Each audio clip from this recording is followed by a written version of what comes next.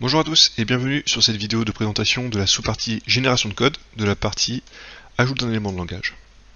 Dans cette vidéo, vous allez voir que cette génération de code se fait en écrivant du code en langage Java.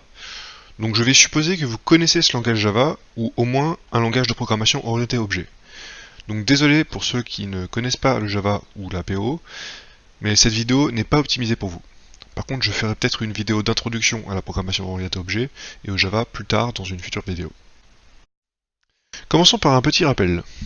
Dans la vidéo sur l'utilisation d'un nouvel élément de langage, j'explique que, par exemple, lorsque vous sauvegardez ce fichier ouvert dans cet éditeur, Carcy va utiliser les informations présentes dans cet eyelet de spécification de FSM pour formuler le code VHDL de la machine à état correspondant à cette spécification, et ce code va être placé ici, dans cette zone de texte, et va être sauvegardé dans un fichier .vhd, donc, qui va porter ce nom, mais sans l'extension .eyelet ici.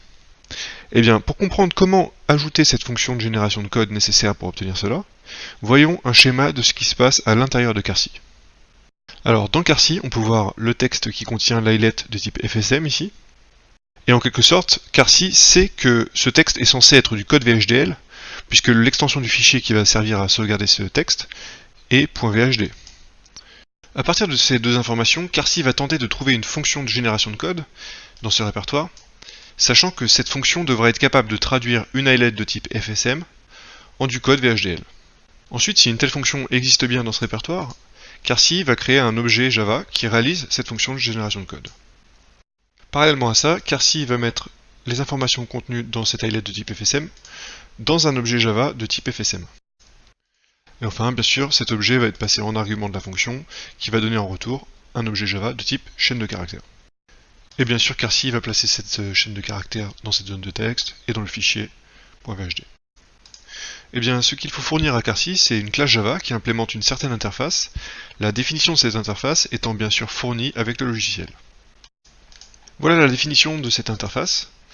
Alors, plutôt qu'un long discours, voyons directement comment implémenter cette interface avec un exemple. Cet exemple consistera à vous présenter l'implémentation de cette interface pour faire cet exemple de génération de code. Alors, pour faire ça sur Eclipse, par exemple, je crée un projet Eclipse, je crée une classe que j'appelle, par exemple, disons FSM2VHD, j'écris que cette classe doit implémenter l'interface que je vous ai présentée tout à l'heure. Voilà. Là, on peut voir qu'on a oublié d'ajouter la définition de cette interface, et donc il faut savoir que cette interface est fournie dans une librairie Java qui est fournie avec Carcy. Donc j'ajoute cette librairie.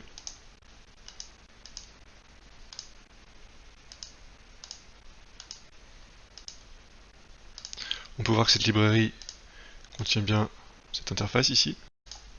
Ensuite, là on voit qu'Eclipse demande la définition du type FSM.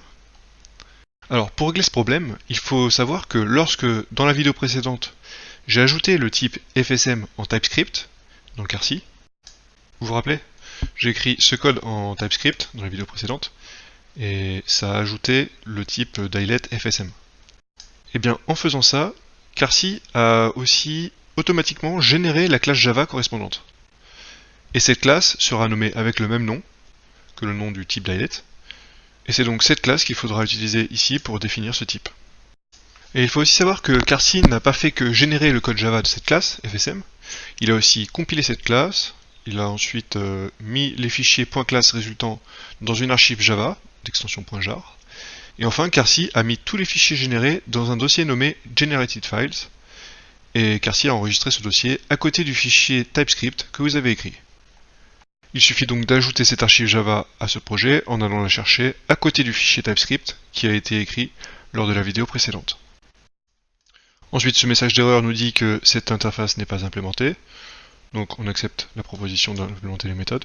Et voilà, Eclipse a ajouté ce code qu'il suffit de compléter.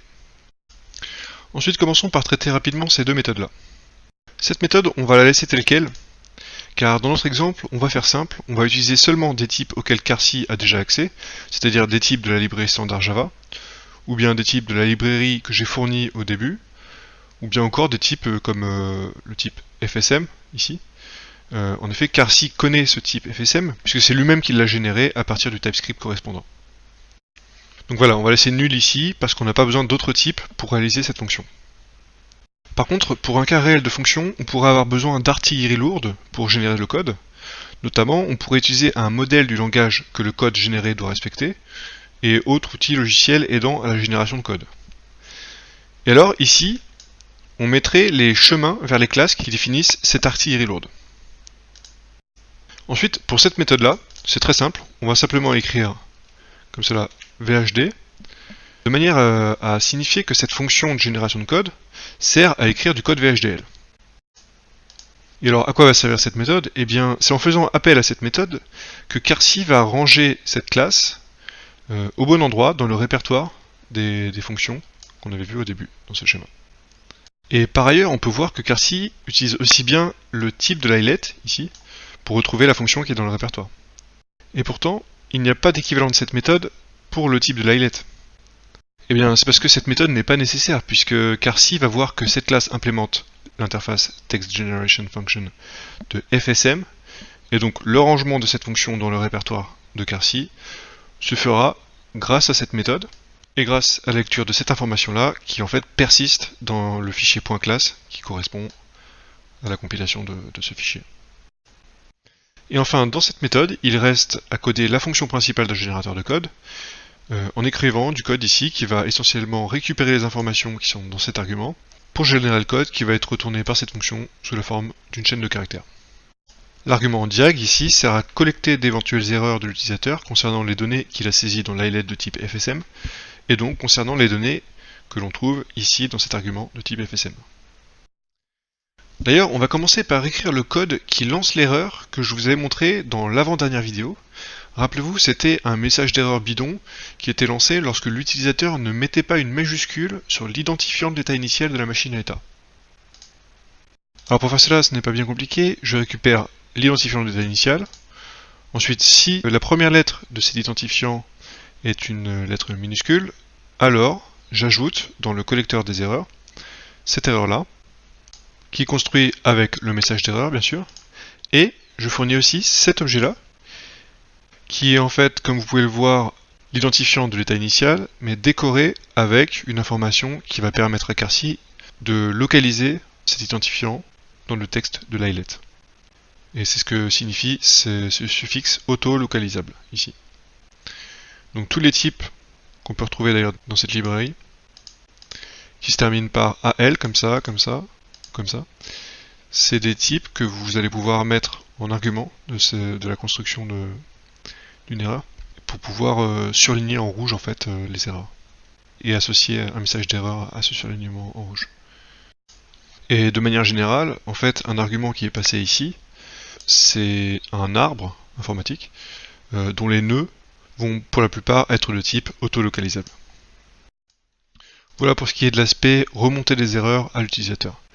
Maintenant, passons à l'aspect purement génération de code.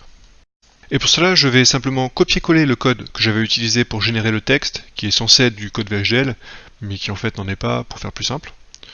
Donc je vais copier-coller ce code ici. Voilà, ce code est exactement ce code-là. Alors là, on peut voir que notre argument FSM a un attribut état, qui est une liste à éléments nommés, comme on l'a vu en TypeScript dans la vidéo précédente. Et donc, avec cette méthode-là, je peux demander des informations concernant l'état dont l'identifiant et l'identifiant de l'état initial. Donc je récupère cette liste de transitions ici. Et donc on peut voir que, en plus de cette classe, Qarcy a généré la classe qu'on trouve ici. Et ensuite, la génération de code, bon, ici, dans cet exemple, c'est pas très intéressant. J'utilise juste un buffer de texte, dans lequel je vais ajouter des morceaux de texte, en parcourant les différentes listes. Et voilà, donc je vous laisse regarder, mettre pause si vous voulez lire ce code. Et voilà, cette fonction de génération de code est terminée. Donc Qarcy, il suffira alors de pointer sur le dossier contenant les fichiers compilés par Eclipse, lorsque vous enregistrez ici. Et nous sommes donc arrivés à la fin de cette présentation de la fonctionnalité permettant d'ajouter un nouvel élément de langage à un langage informatique préexistant. Comme d'habitude, s'il vous plaît, n'hésitez pas à mettre vos interrogations, remarques et idées dans la partie commentaires de la vidéo, et dans tous les cas, comme d'habitude, je vous souhaite à tous une bonne réflexion sur ce que pourrait vous apporter ce logiciel.